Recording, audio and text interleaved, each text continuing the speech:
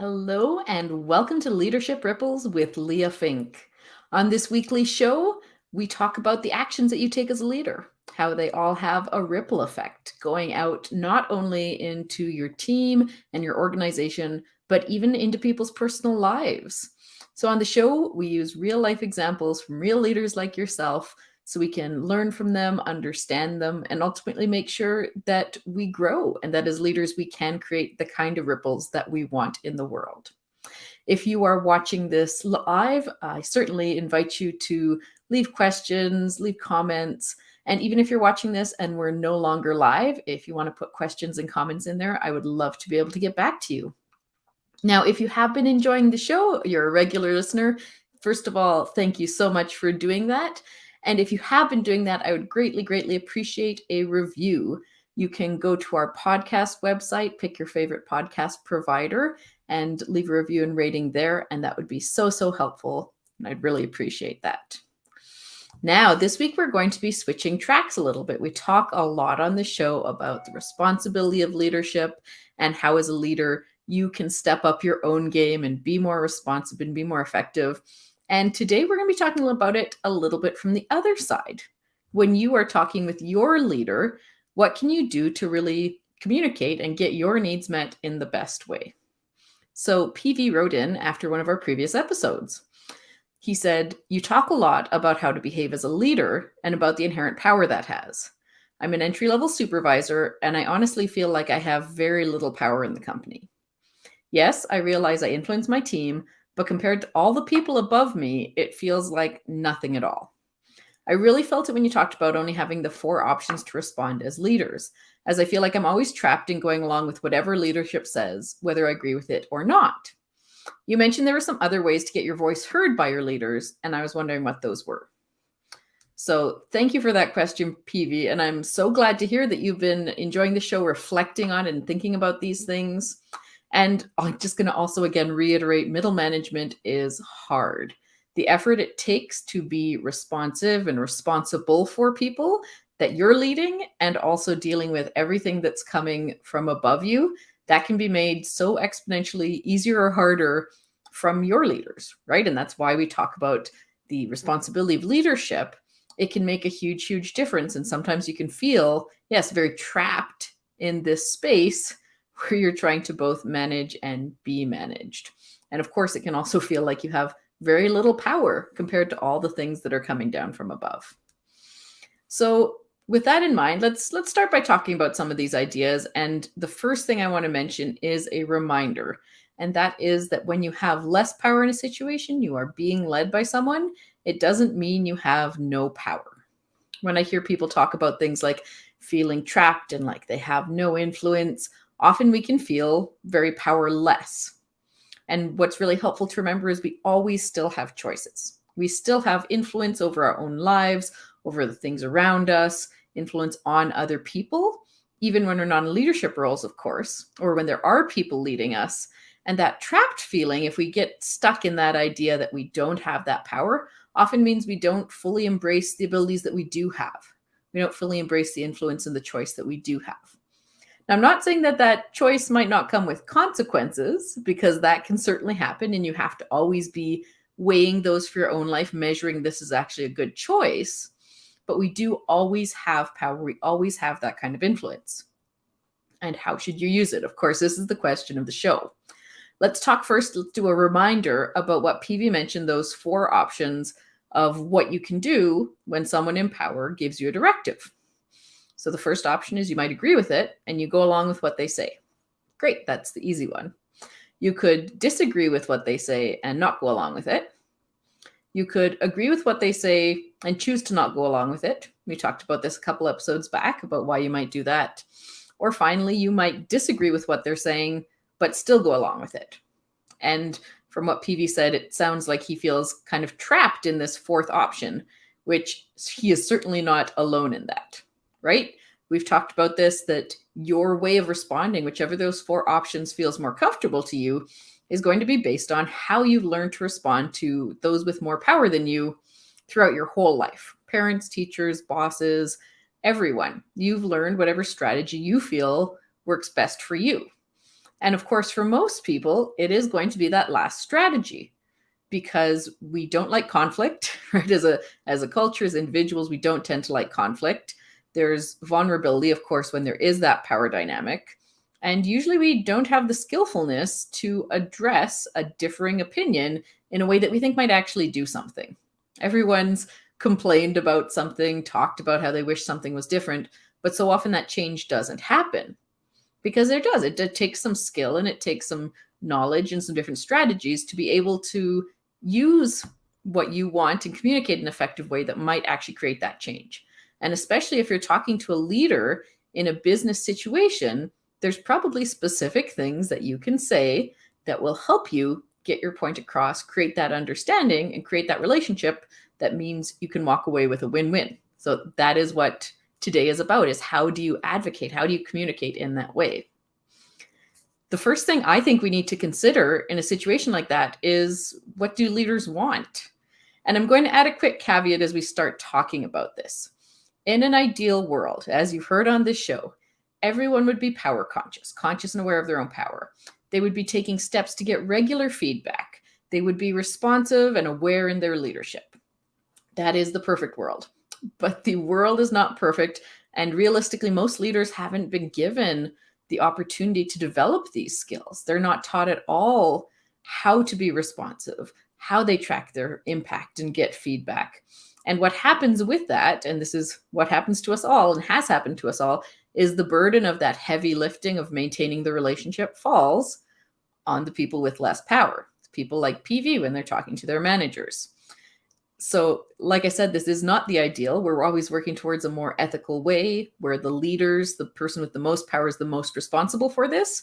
But since that's not the reality, we as people with less power have to get our needs met.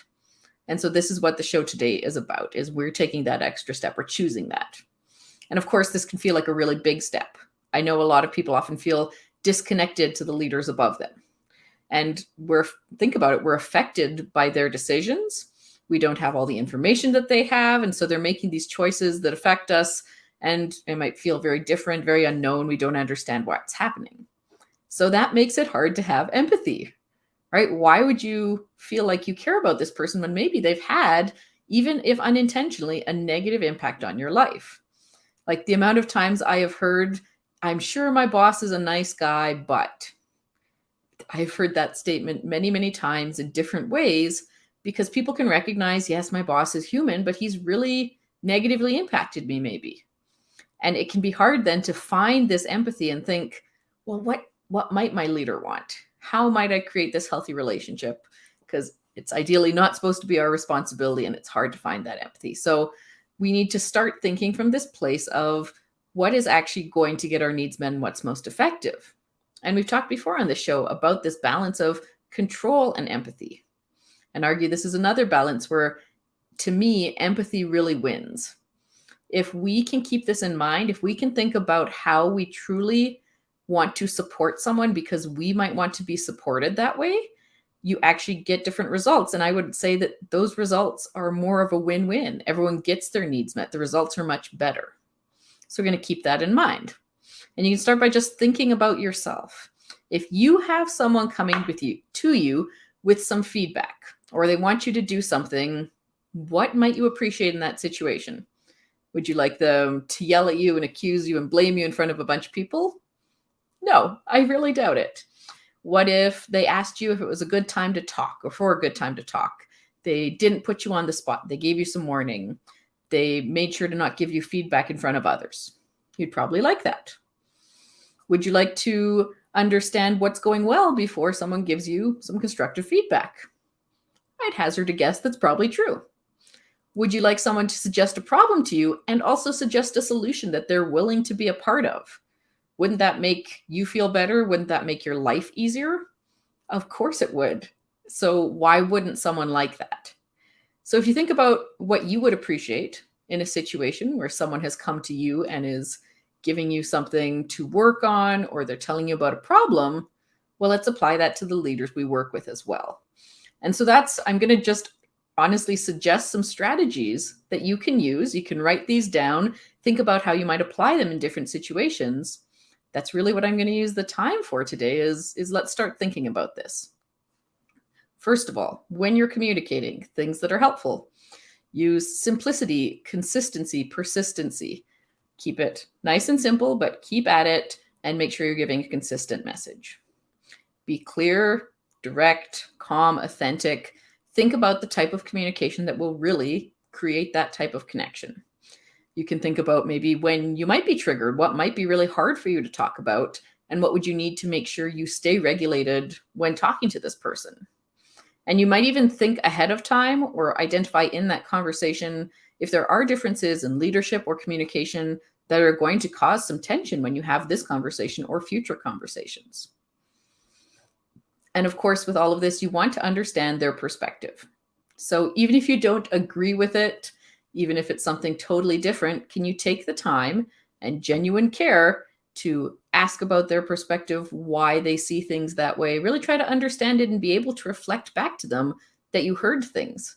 When we talked about conflict, this is the best way to get past conflict is just to create this dual understanding of the problem. When someone feels heard, they're more likely to want to listen to you, of course.